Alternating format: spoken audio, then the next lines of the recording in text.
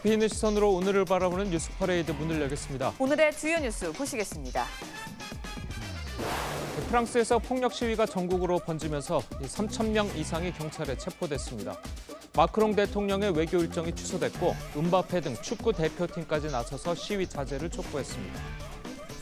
네, 민주노총이 오늘부터 15일까지 2주 동안 총파업에 돌입합니다. 윤석열 정권 퇴진을 내세운 민노총은 이번 총파업에 50만 명이 동참할 것으로 전망했습니다. 전국 대부분 지역에 폭염특보가 내려진 가운데 오늘은 서울 기온이 35도까지 오르는 등 무더위가 절정에 달하겠습니다. 이 더위는 내일 장맛비가 내리면서 다소 누그러질 전망입니다. 윤석열 대통령이 통일부가 그동안 대북지원부 같은 역할을 했지만 이제 달라질 때가 됐다고 말했습니다. 지난주 통일부 장차관을 모두 교체한 윤 대통령이 남북교류에 쏠렸던 통일부의 역할을 바꾸란 의미로 보입니다. 저희는 잠시 뒤에 돌아오겠습니다.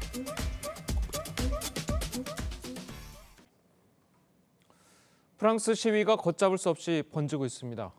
교통 검문을 피해 달아나던 알제리계 17살 소년이 경찰총에 숨진 사건이 프랑스 사회를 폭력과 혼돈으로 몰아넣고 있는데요.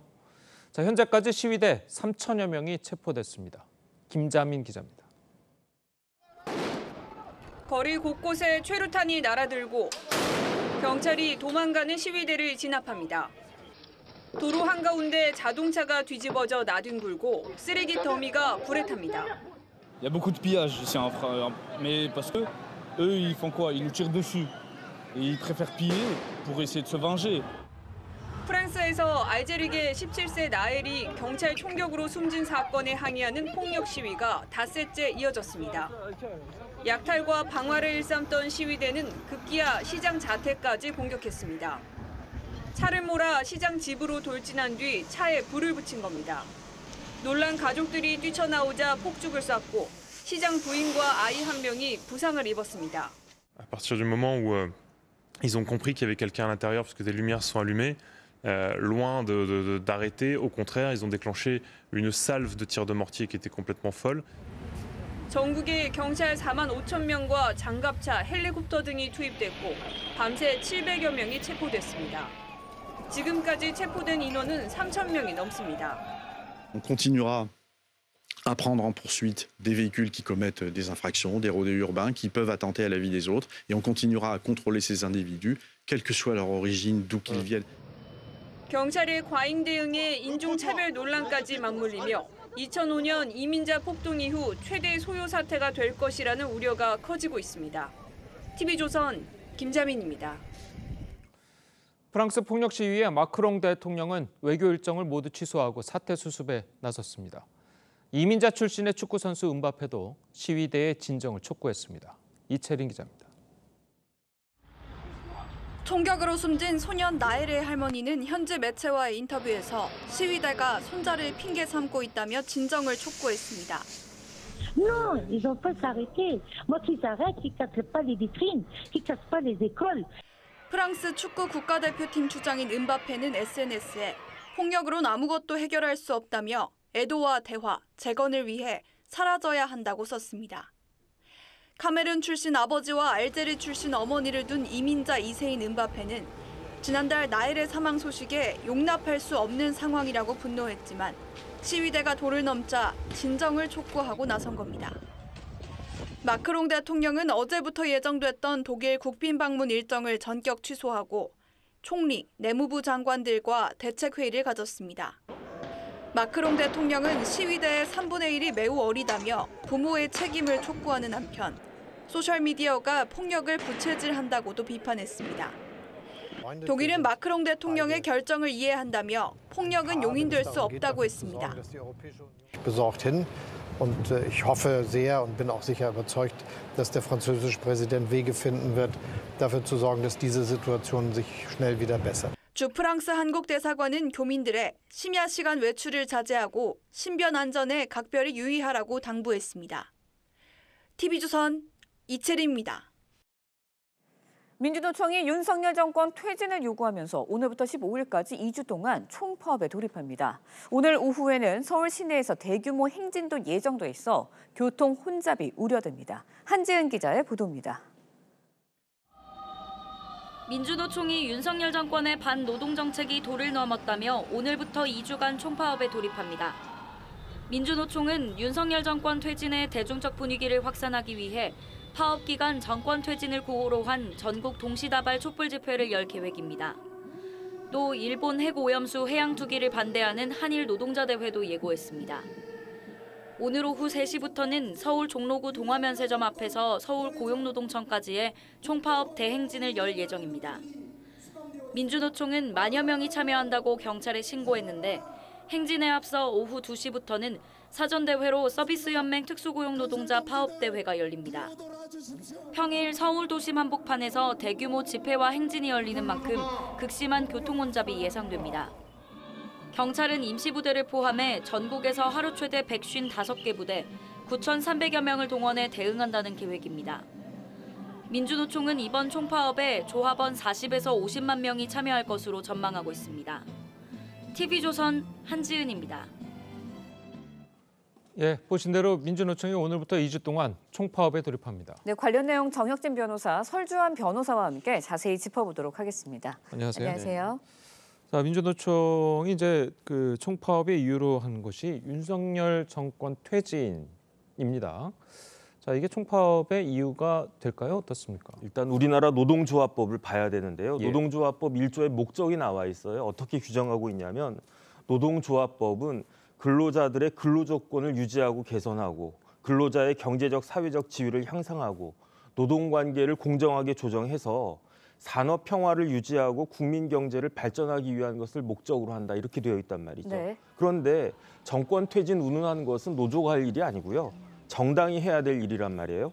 그 양경수 위원장이 뭐라고 이야기를 했냐면 지금 우리 사회에서 모든 영역에서 퇴행하고 있는 현실을 바로 잡아야 한다. 그렇기 때문에 파업을 한다. 이렇게 이야기를 했는데 그러면 양경수 위원장은 더 이상 민노총 그 위원장 할 것이 아니라 민주당이든 뭐 정의당이든 아니면 당을 만들든지 해서 스스로 정치를 해야지 이런 식으로 그 노조를 이용하는 것은 그건 타당하지 않다라고 판단이 됩니다. 네, 말씀 주신 것처럼 일각에서는 그렇다 보니까 정치 파업 아니냐 이런 비판이 일고 있거든요. 네, 일단 그렇지만은 저는 뭐 그 내용이라든지 어떤 형식에 있어서 저는 그럴 수도 있다고 봐요. 그렇지만 지금 민노총에서 걸고 있는 것이 주 69시간제로 대표되는 언론 근로시간 개편에 대한 그 윤석열 정부의 지금 노동개혁, 그다음에 네. 건설노조를 중심으로 한 노조 탄압, 그다음에 노조 회계자료 제출 요구에 대한 과태료 부과라든지 그다음에 이번에 지금 대통령실의 국민 제안으로 좀 되고 있는 예. 집회 제한, 집회 시위 금지 및 제한 등에 관한 지금 여론조사를 진행하고 있는데 이런 부분에 있어서 어떤 노조에 대한 탄압이 아니냐, 그러니까 노동운동, 특히나 정당한 쟁의 행위에 대해서 탄압을 하고 있는 것이 아닌가라는 어떤 그 민노총의 시각이 반영된 것이라고 보고요. 뭐 이러한 정부 정책에 대한 내용이 주가 된다면 뭐 정권 퇴진에 대한 내용이 있다손 치더라도 저는 뭐 정당한 파업이 되지 않을까라는 일단 생각을 해봅니다. 예. 자, 정당한 파업이 될지라도 뭐 50만 명이 앞으로 이제 2주 동안 참여하게 되면 네. 아무래도 시민들이 걱정하는 거는 좀 불편하지 않을까? 뭐 교통이 막히지 않을까? 아니면 뭔가가 멈추지 않을까? 자, 이런 걱정들을 하게 될 텐데 어떻습니까? 불편한 거는 당연하죠. 그다음에 심지어 일부 시민들은 피해를 입을 수도 있어요.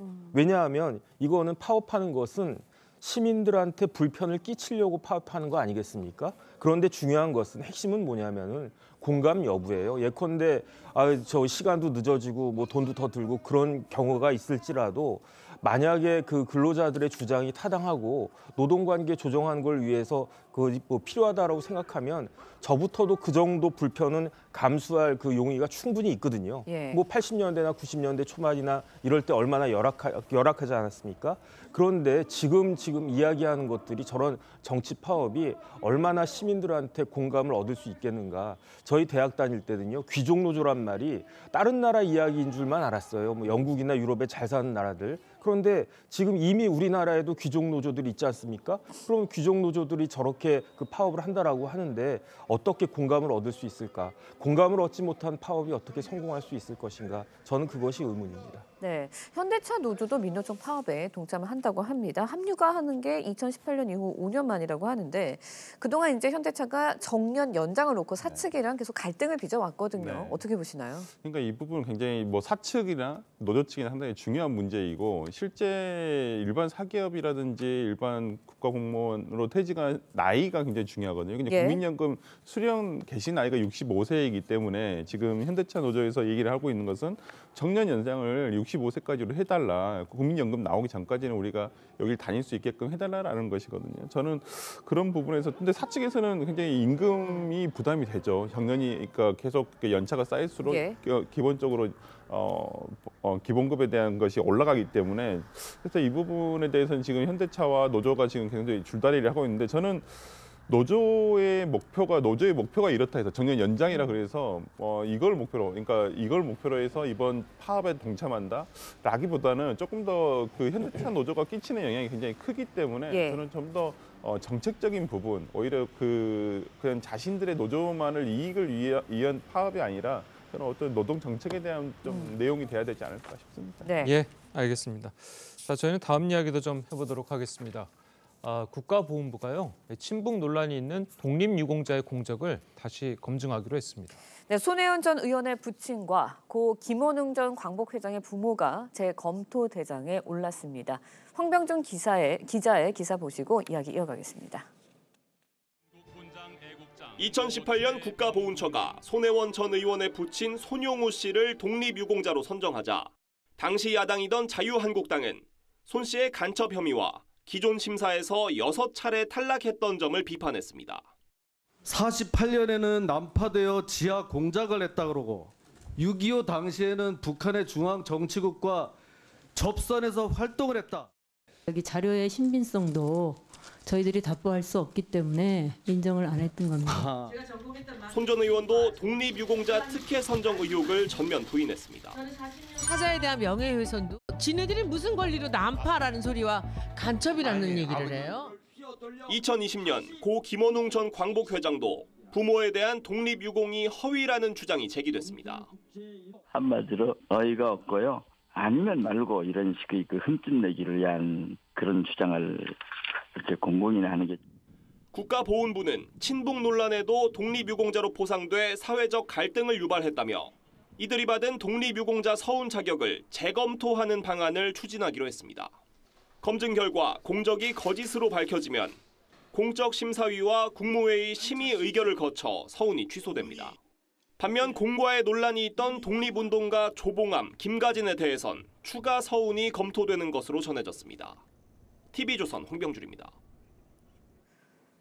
네, 국가보훈부가 이제 가짜 독립유공자의 서훈을 박탈하는 방안을 검토하겠다, 추진하겠다라는 입장인데 심사 기준이 어떻게 달라지는 건가요? 일단은 이 부분에 대해서 과거 정부에서도 조금씩 심사 기준 자체는 조금 변화가 있었어요. 근데 이번에는 네. 어떤 자익활동, 그러니까 문재인 정부 초기에 2018년도에는 예를 들어서 자익활동을 광복이후 1948년도 그러니까 건국 이전까지 8월 15일 이전까지는 한 분에 대해서도 인정을 해주겠다고 해서 조금 넓혔거든요. 그러면서 지금 논란이 되고 있는 예를 들어 손혜원 전 의원의 네. 부친이라든지 고 김원웅 전 광복회장의 부모가 포함되어 있었거든요. 근데 이 부분에 대해서 지금 다시 한번 살펴보겠다라는 것이에요. 그러니까 친북 논란이 있던 부분에 대해서 이 부분에 대해서 서운한 것을 취소할 것인지 여부를 이번 발표를 통해서 한번 보겠다라고 하는 것인데 이 부분이 참 어찌 보면 광복 시기에 그 전에 독립운동을 할 때부터 어떤 이념에 따른 뭐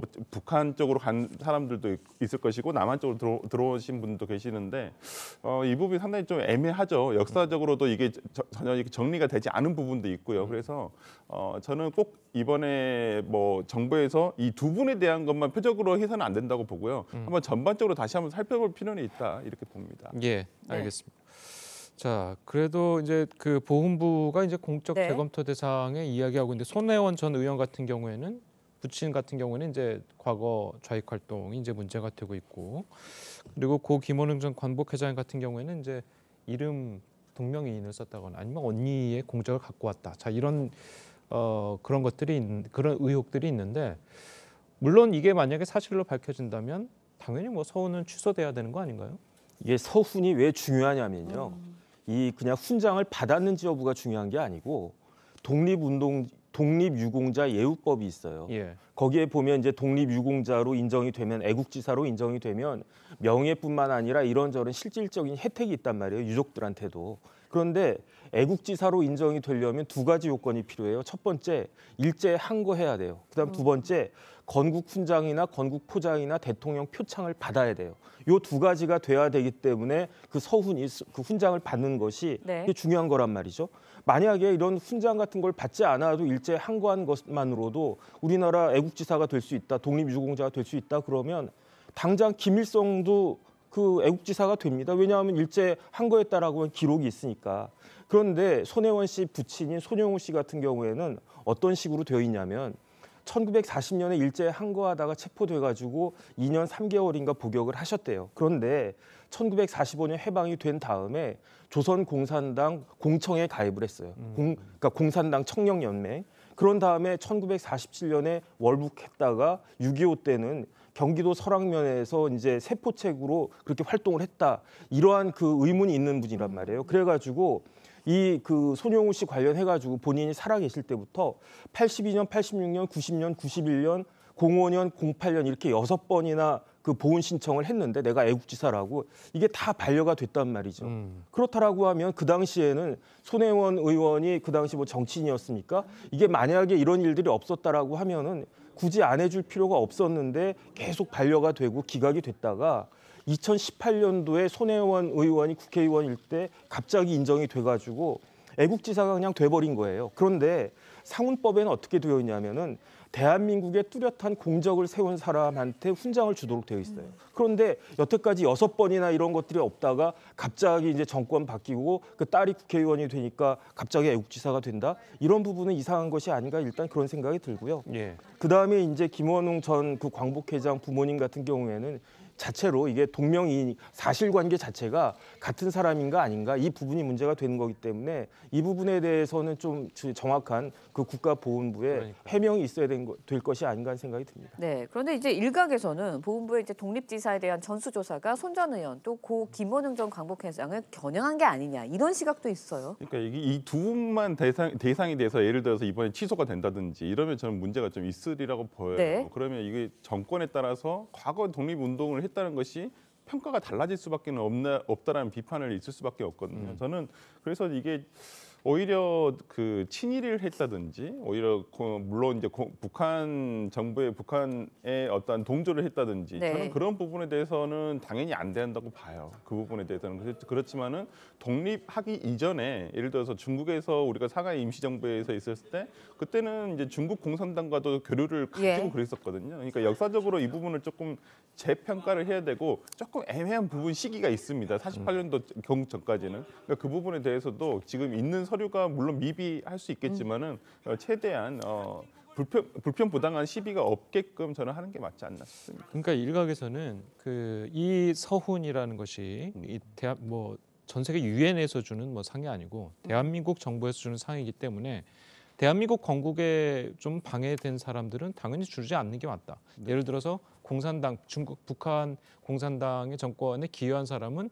당연히 이 상을 취소해야 되는 게 맞다라는 주장에 대해서는 어떻게 생각하세요? 네, 당연히 일단 예를 들어서 이 독립운동가에 대한 서훈 자체가 뭐 예를 들어 독립운동가라서 치더라도 예를 들어서 뭐 김일성과 함께 북한 당시의 정부 수립에 기여를 한 사람에 대해서는 대한민국 민주주의 정부이기 때문에 받아들일 수는 없죠. 당연히 이 부분 당연한 거라고 저는 생각을 하고요. 예. 그러한 점에서 지금까지도 예를 들어서 김원봉에 대한 네. 그 역사적 평가와 독립운동 서훈에 대해서도 항상 문제가 됐었기 때문에 저는 이 부분에 대해서는 다시 한번 좀 볼 필요가 있고 근데 이러한 것들이 조금 억울하실 수도 있어요. 왜 그러냐면 역사적 어떤 문건이라든지 이런 부분들이 좀 미비한 경우 굉장히 많거든요. 그렇기 때문에 전 보훈부에서 이번에 어떤 독립유공자에 대한 애국지사 이 훈포장에 대한 아니면 서훈에 대한 것도 조금 기준을 정할 필요가 명확한 기준을 한번 정해 볼 필요가 있지 않냐라는 생각도 한번 해요. 알겠습니다. 네, 그런가 하면 이제 보훈부에서 공가 논란이 있던 인물들의 추가 서훈도 검토하고 있는 것으로 알려지고 있어요.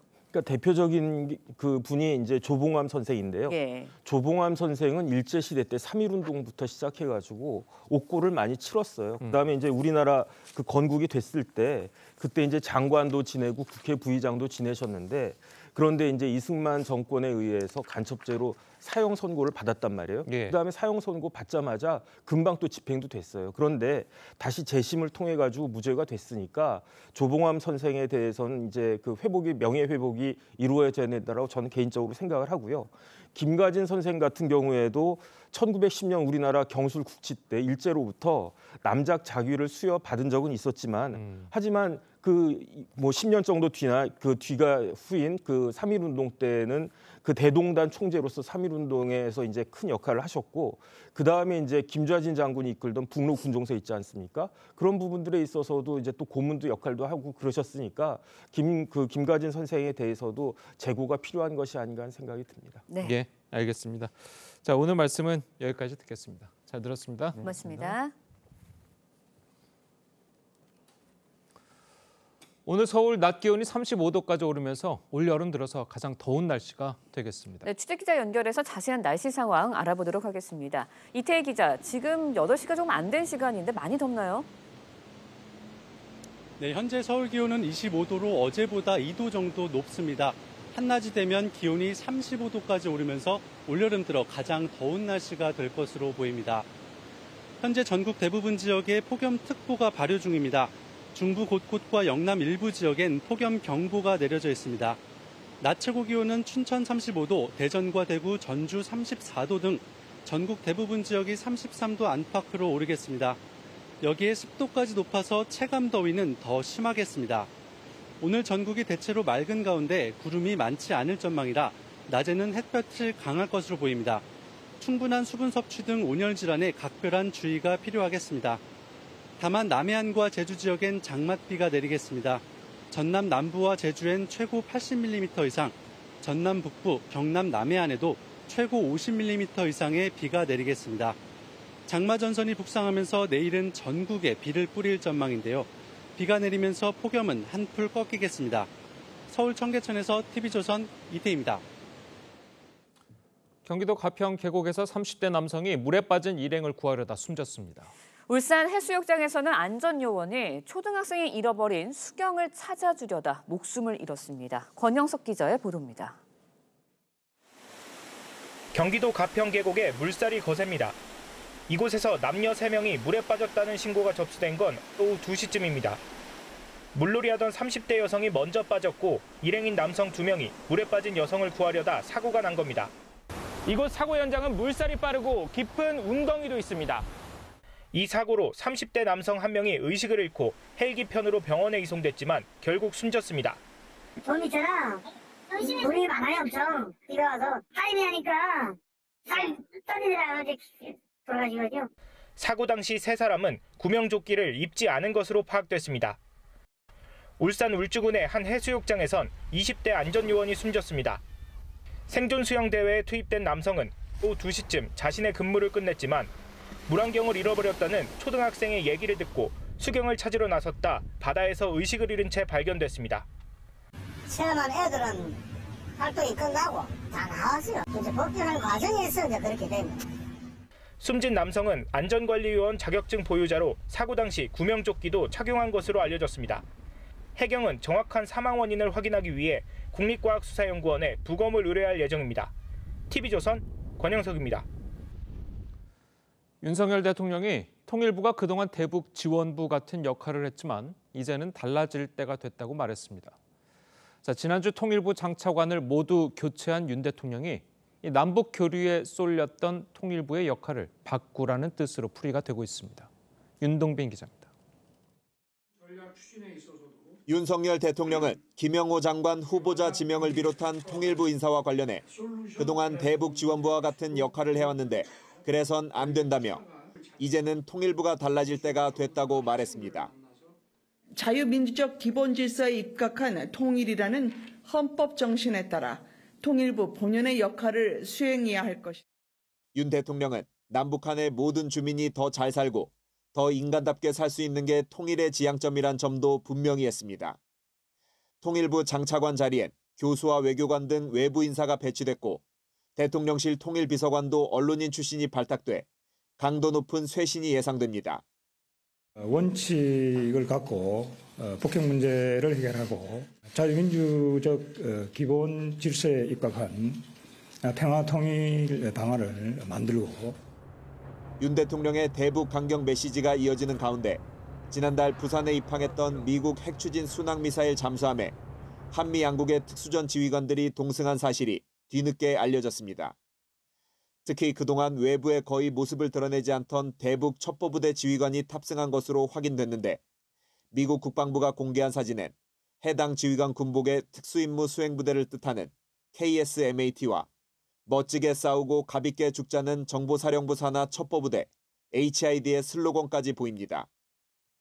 정보사 첩보부대는 일명 티크나이프로 알려진 김정은 참수작전 시행 시 미 1급 특수부대의 척후조 역할을 하는 것으로 알려졌습니다. TV조선 윤동빈입니다. 예, 전해드린 대로 윤석열 대통령이 통일부의 업무 방향 기조를 직접 제시하면서 이 대대적인 역할 변화가 예상되고 있습니다. 두 분과 함께 정치권 소식 자세하게 짚어보도록 하겠습니다.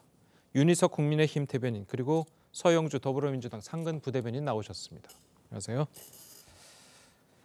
자, 먼저 윤 대통령의 발언과 관련해서 이 김은혜 홍보수석의 브리핑 내용을 한번 들어보겠습니다. 통일부는 북한 지원부가 아니다.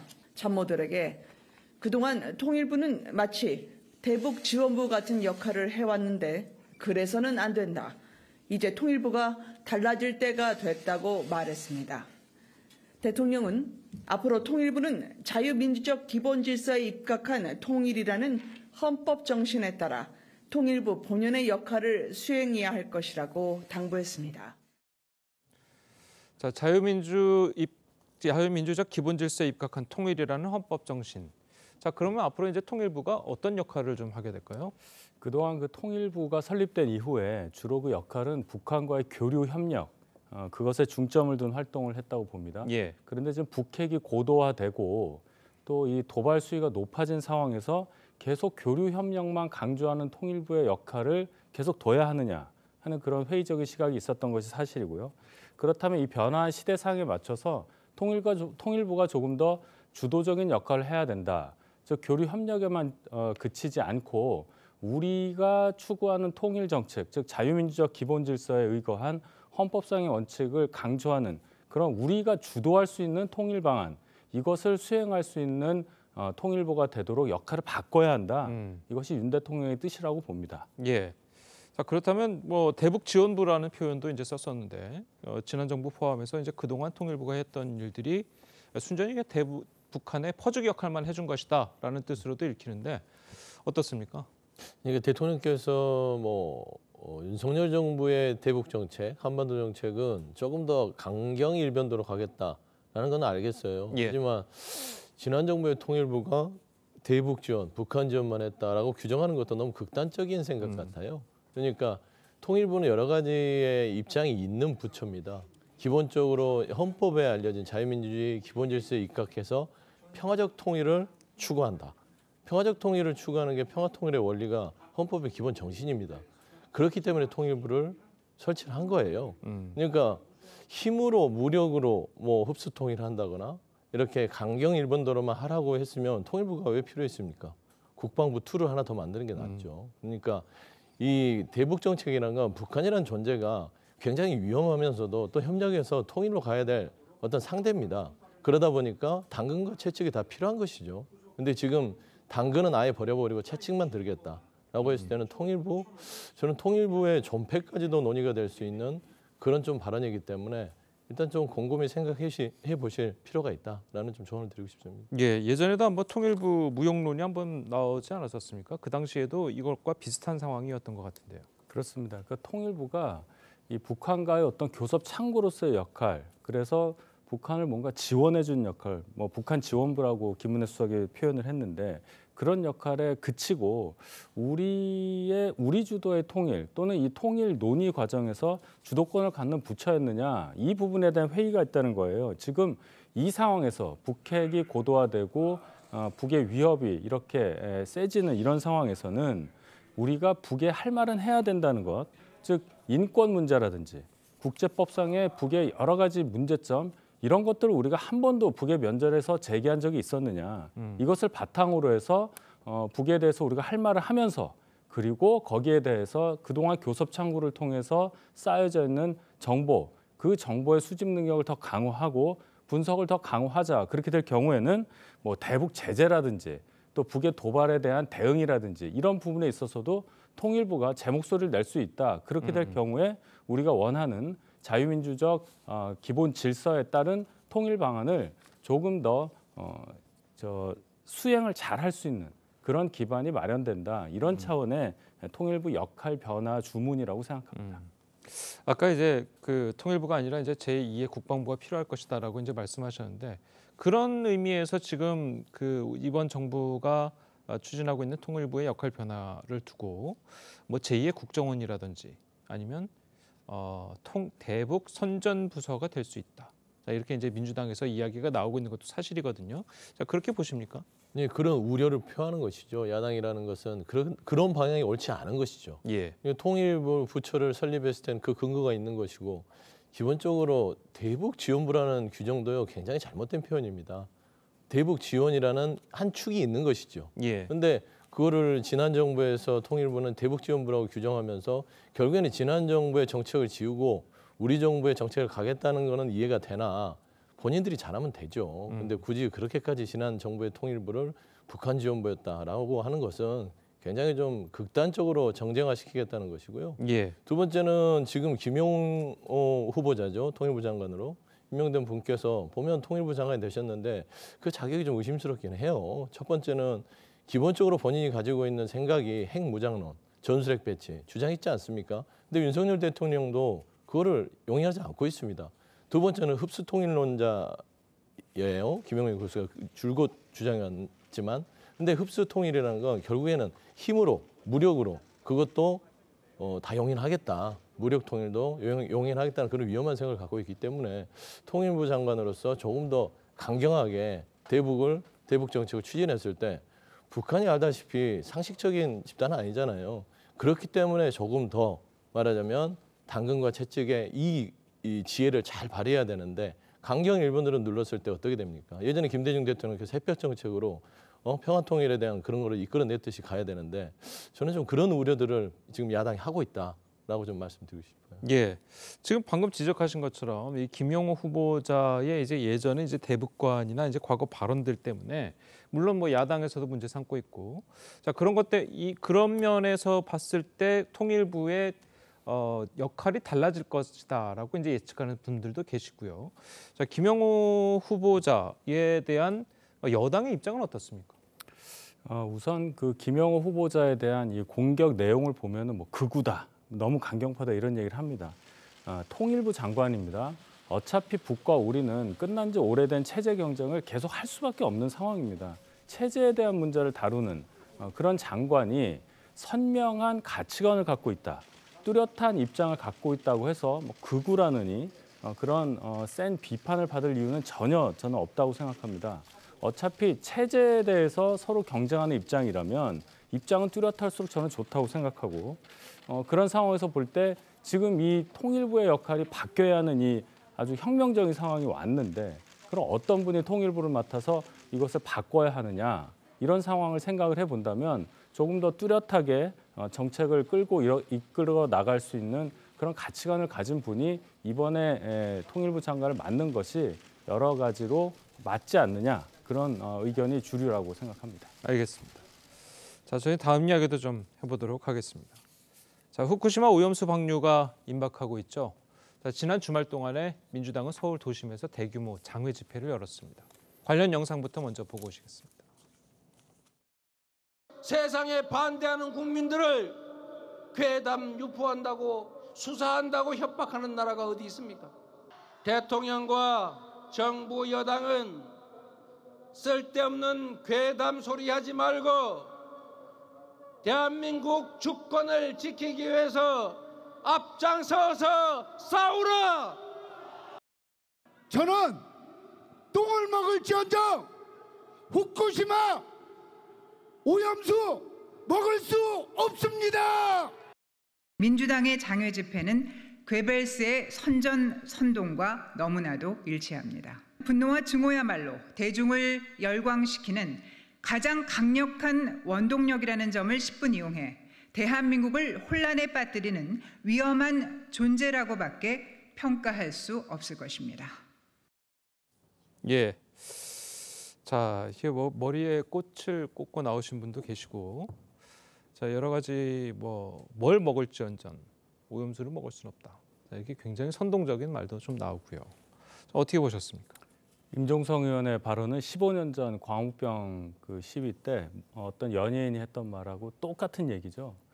15년이 지난 이 시점에도 저런 식의 선전선동을 한다는 것 자체가 민주당의 어떤 진위가 전혀 전달이 되지 않는다는 그런 의미로 봐야 되겠죠. 국민들께서 반응을 해야 되는데 저 장애 집회 보면은 그렇게 사람도 없습니다. 공허한 메아리라고 생각하고 이 점을 봐야 됩니다. 민주당에서 정치적인 어떤 이유 때문에 반대를 할 수는 있다고 보지만 과연 그러면 지금 이 시점이 문재인 정권 시점이다. 그러면 민주당에서 저렇게 단식도 하고 장애 집회도 하겠느냐를 생각해 봐야 됩니다. 일본에서 오염수를 방류를 한다. 처리해서 방류한다. 이 시점이 공교롭게도 윤석열 정권 시절로 된 거예요. 만약에 이것이 당겨져서 문재인 정권 시절에 일본에서 방류한다고 결정을 하게 된다면 민주당 의원들이 저렇게 나올 수 있겠느냐는 거예요. 그 증거가 뭐냐면 문재인 정권 시절에 정의용 외교부 장관 지금 정부 입장과 똑같은 얘기를 했습니다. 일본에서 기준치에 맞춘 과학적인 증거에 따른 그런 처리를 한 후에 그 기준치에 안에 들어가는 오염수를 방류한다면 반대하지 않겠다. 이렇게 얘기를 했거든요. 그때와 지금 무엇이 다릅니까? 다른 것은 딱 하나예요. 정부가 문재인 정부에서 윤석열 정부로 바뀌었다. 그거 딱 하나인데 민주당 이럴 수 있냐는 얘기예요. 그걸 국민들께 납득시킬 수 있느냐? 저는 그거 불가능하다고 봅니다. 예. 자, 이거 여러 가지 이야기가 나오고 이제 물론 저 장외 집회에서 여러 가지 이야기도 있고 상당히 도움되는 얘기도 많이 나왔고 여러 가지 말들도 있습니다만 몇몇 저런 그 발언들 때문에 오히려 더 이렇게 언론의 집중 공세를 받고 있는 그런 상황인 것 같은데, 자, 민주당 내에서도 저런 발언 좀 문제가 있다 이렇게 보시나요? 아니면 잘했다 이렇게 보시나요? 잘했다고 평가할 필요는 없지만 문제가 있다고도 보지 않습니다. 그러니까 지금 현재 후쿠시마 오염수 방류에 대해서는 국민들의 여론을 보면 아직까지도 10명 중에 8명은 우려하고 있습니다. 그게 민주당의 선동에 기인한 바다. 그것도 억측이지요. 민주당이 아무리 거대 야당이라 하더라도 국민들이 민주당이 장애 집회한다고 10명 중에 8명께서 후쿠시마 오염수 불안하다라고 얘기하지는 않을 거예요. 그다음에 두 번째 임종성 의원 얘기를 하셨지만 통상 장애도 투쟁을 가시면 조금 더 거칠고 정제되지 않는 말을 합니다. 그런 스타일로 밖에 나가면 장애 투쟁을 하게 돼 있어요. 예. 그렇기 때문에 저는 이런 부분에 고투리를 잡을 필요는 없고요. 솔직히 지금 최근에 보면 그 일부 국민의힘 의원들 두 분께서 노량진 수산시장 가서 수족관물을 떠먹는 건 저 말보다는 더한 부끄러운 일이에요. 이제 그런 일이 있었기 때문에 아마 임종석 의원께서 얘기를 한 것 같은데 지금 이제 윤희석 대변인께서 이런 말씀을 하시죠. 민주당이었으면 문재인 정부 시절이었으면 어떻겠냐. 고민이 될 것 같습니다. 어려운 상황이죠. 하지만 분명한 건 국민의힘 의원들께서도 반성을 하셔야 됩니다. 당시 문재인 정부 시절에 후쿠시마 오염수 반대 결의안을 서명을 하셨던 분들입니다. 지금 현재 대표도 계시고 지도부도 계시고 원희룡 국토부 장관도 계시고 그렇게 후쿠시마 오염수 방류를 반대하셨던 분들이 왜 정부가 바뀌니까 일본 정부에 적극 환영하듯이 또 입장을 바꾸죠. 저는 그런 부분에 있어서는 과거의 이런 부분들의 과거라면 이런 가정적 단어보다는 현재 일본 후쿠시마 오염수 방류에 대해서 국민들이 불안해하느냐 안 하느냐 그걸 살펴보는 것이 헌법을 강조하는 윤석열 정부의 자유민주주의, 국민의 동의를 받아서 국정을 운영하는 그런 방침이 맞지 않겠냐라는 좀 말씀드리고 싶습니다. 알겠습니다. 자, 방금 말씀하신 것처럼 자, 국민의힘에서도 회찍 먹방으로 반격을 하고 있습니다. 자, 그런데 이 일부 의원들이 수조 속의 바닷물을 떠서 마시기도 했습니다. 자, 그 모습 한번 보고 오시겠습니다.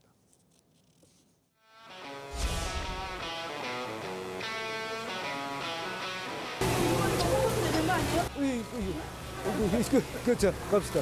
그죠? 한번 드셔보세요. 아, 이거 완전 바닷물이네. 네. 예. 짭짤한데 이게. 네. 이게 2011년에 방류해갖고 우리 그네까지 온 거기 맞습니다. 때문에 지금 방류하는 것보다 훨씬 진한 거예요, 이게. 수산시장 수조물을 떠마신 국민의 의원들의 발상 자체가 기괴합니다. 수조 속의 생선들도 황당했을 것 같습니다. 예. 글쎄요, 지금 저 모습을 보신 시청자분들께서 도대체 어떤 생각을 하실지 모르겠습니다만 저도 어떻게 이 질문해야 될지 모르겠어요. 자, 저런 모습은 좀 어떻게 봐야 되는 겁니까? 다소 좀 파격적인 영상이 예. 나왔죠. 저 얘기는 뭐냐면 지금 후쿠시마에서 방류하고자 하는 그 오염수의 오염도가 굉장히 낮다. 그 얘기를 하려는 겁니다. 김영선 의원이 바닷물 이렇게 드시고 난 다음에 말씀하셨지만은 2011년 3월에 후쿠시마 원전에서 사고가 난 이후에 한 2년 동안은 그 오염수, 빗물이라든지 지하수라든지 그 원전을 지나갔던 그 오염수가 아무런 조치 없이 그대로 바다로 방류가 됐었습니다. 예. 그때 방류된 그 물, 그 안에 있었던 방사성 물질, 알프스라고 하는 거 거기서 걸러지지도 않은 세슘, 스트론튬 다 나왔습니다. 삼중수소까지 다 나왔죠. 그 오염의 양이 지금 후쿠시마에서 저장하고 있는 오염수 속에 있는 방사성 물질의 3만 배 정도 된다고 합니다. 그게 이미 풀렸어요.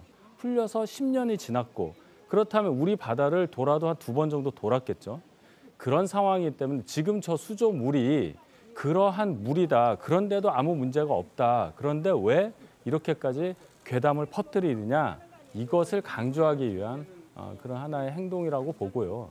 아까 이제 국민들께서 10명 중에 8명 불안해하다고 질문을 답변을 하셨다고 하는데 질문을 그렇게 던지면 당연히 불안하다고 하는 게 맞는 겁니다. 저 같아도 일본에서 오염수를 방류하는 거 찬성합니까? 반대합니까? 하면 반대할 겁니다. 그런데 지금 우리가 외교적으로 일본에서 기준치에 맞춰서 방류하는 것을 어떻게 막을 수 있는 권리가 없습니다. 그리고 국제사회에서도 유엔사나 IAEA에서 일본의 방류에 대한 어떤 조치를 취하기 위해서 검사도 하고 여러 가지 상황을 전개한 후에 곧 방류 여부에 대해서 결정을 한단 말이죠. 거기에 따를 수밖에 없는 게 우리의 입장입니다.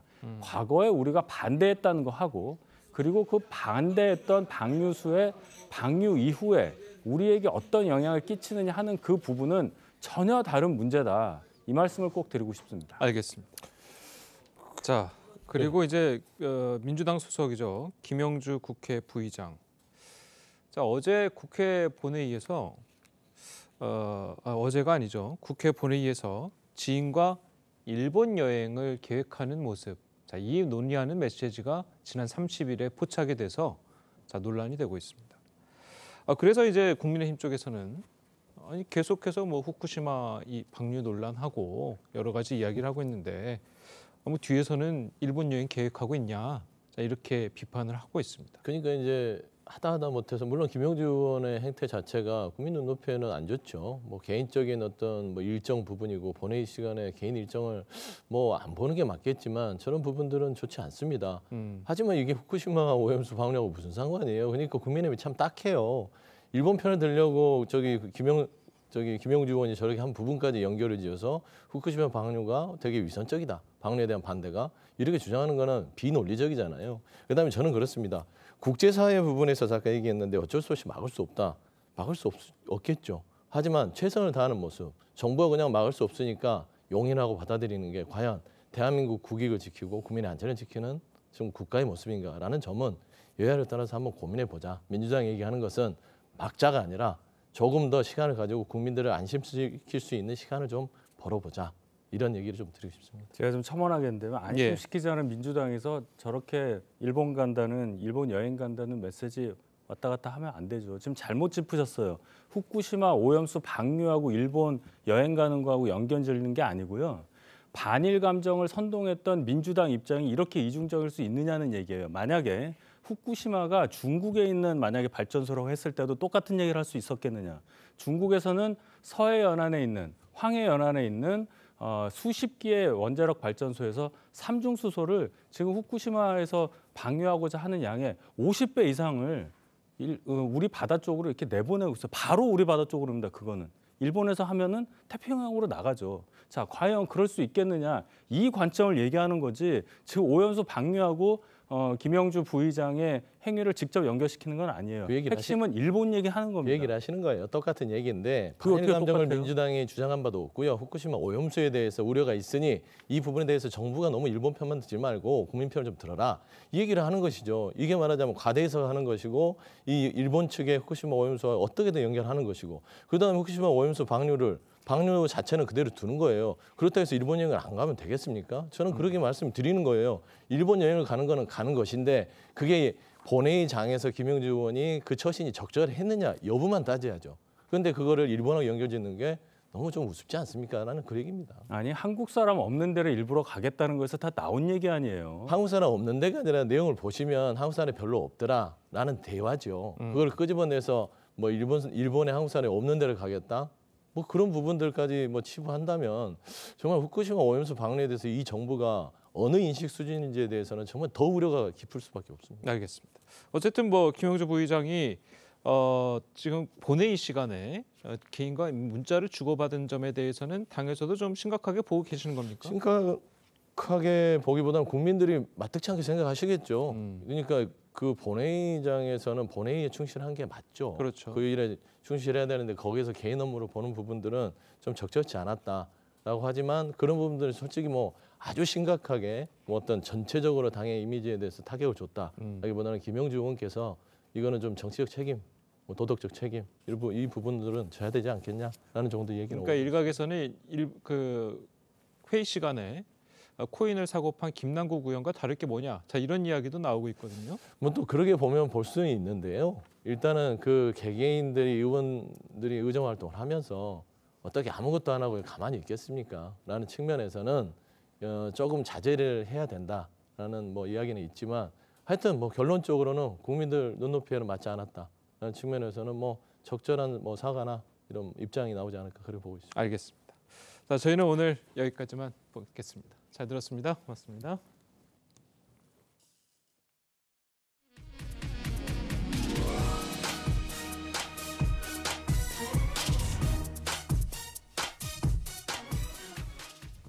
AI 기술이 발전하면서 산업 현장에서 근로자들의 안전을 위한 스마트 기술이 속속 개발되고 있습니다. 장혁수 기자가 보도합니다. 졸음을 이기지 못한 대형 트럭 운전자가 하품을 하자 경고하는 목소리가 흘러나옵니다. 졸음 운전을 하지 마세요. 음성이 크게 나오기 때문에 그 졸음을 쉽게 깨게 되고. 지게차에 설치된 인공지능 시스템은 차량을 가로막은 보행자들에게 물러나라고 말합니다. 전진합니다. 지켜주세요. 사고 발생 가능성이 높은 산업 현장에 적용될 스마트 안전 기술이 빠르게 발전하고 있습니다. 이전까지는 CCTV를 통해 근로자들의 움직임을 모니터링하는 수준이었다면 이제는 안전모터 끈을 매지 않은 것까지 찾아낼 수 있습니다. 더 안심하고 일할 수 있습니다. 동료들도 안전장비에 대해 만족하는 분위기입니다. 기업 10곳 중 1곳만 중대재해처벌법에 대응할 수 있다고 답할 정도로 산업재해 예방을 위한 노력이 시급한 상황. AI를 적용한 스마트 안전기술이 발전하면서 기업의 대응 능력 개발에도 속도가 붙을 전망입니다. 중대재해처벌법으로 인해 산업 현장 내 안전이 중요해지면서 솔루션들의 고도화를 통해 편의성과 안전성을 지속 강화할 예정입니다. 근로자 안전이 중요한 산업 현장에서도 AI가 더 큰 역할을 할 것으로 기대됩니다. TV조선 장혁수입니다. 네, 렌즈에 담긴 그 순간 그 의미를 짚어보는 시간이죠. 사진기자가 선택한 아침의 한 장입니다. 오늘은 조선일보 사진부 오종찬 기자와 함께합니다. 안녕하세요. 오늘 아침에 볼 사진 어떤 건가요? 네, 스카이다이버들이 바람이 나오는 윈드 터널에서 거꾸로 자세를 유지한 채 새로운 기록에 도전하고 있는 장면입니다. 버킷리스트 중에 스카이다이빙을 꿈꾸는 분들 많으실 텐데요. 한국의 스카이다이버 고수들이 기록을 위해서 한자리에 모였습니다. 그 현장을 직접 찾아가 봤습니다. 윈드 터널에 들어가자마자 중심을 이동해 거꾸로 자세를 바꿨습니다. 스카이다이빙에서 가장 어렵다는 헤드다운 기술입니다. 차례대로 윈드 터널에 들어간 17명이 동시에 헤드다운 동작을 한 채 손잡고 3초 동안 대형을 유지했는데요. 이 퍼포먼스는 곧바로 국제항공연맹의 기준에 따라서 한국 공식 기록으로 등록됐습니다. 한국에서 처음으로 수립된 실내 스카이다이빙 빅웨이 종목 기록입니다. 네, 이렇게 많은 인원이 함께 기록에 도전하는 모습 참 인상적인데요. 실내에서 어떤 방법으로 스카이 다이빙을 할 수 있는 건가요? 네, 산업용 대형 팬을 이용해서 최대 시속 360km의 바람을 쏘아 올리는 윈드 터널은 하늘에서 자유낙하할 때와 똑같은 상황을 만들어줍니다. 스카이다이빙 시뮬레이터라고 불리는 윈드 터널은 한국을 포함해 전 세계에 200여 개가 있습니다. 스카이다이버들은 한국에 아직 실내 스카이다이빙 기록이 없어서 그동안 아쉬워했었는데요.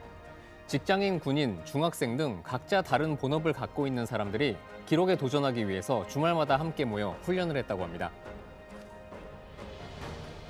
네, 다른 일을 하는 사람들이 하나의 열정으로 모여서 목표에 도전하는 모습 참 의미 있는 것 같습니다. 지금까지 아침의 한장이었습니다. 더위가 절정에 달하면서 오늘은 어제보다도 더 덥겠습니다. 현재 전국 대부분 지역에 폭염특보가 발효 중인데요. 낮 동안 서울이 35도로 올 들어 가장 높겠고 청주와 대구 34도, 전주도 33도까지 오르겠습니다. 습도도 높기 때문에 온열 질환 걸리지 않도록 유의하셔야겠습니다. 정체전선이 북상하면서 제주와 호남 지역을 중심으로는 비가 내리겠습니다. 호우특보가 내려진 가운데 오전까지 시간당 30에서 60mm의 강한 비가 집중되겠는데요. 오늘 하루 동안 제주와 전남 남부에 많게는 80mm 이상의 비가 내리겠고요. 그 밖의 지역에도 최대 50mm가 예상됩니다. 오후부터는 강원과 호남, 경남 서부 내륙에 소나기가 지나겠습니다. 내일은 다시 전국에 장맛비가 내리겠습니다. 이후 모레 오전까지 이어지다가 오후부터 서서히 날이 맑아지겠습니다. 날씨였습니다. 월요일 아침 뉴스 퍼레이드는 여기서 마치겠습니다. 네, 저희는 내일 아침 7시 30분에 다시 찾아뵙겠습니다. 시청해주신 여러분 고맙습니다.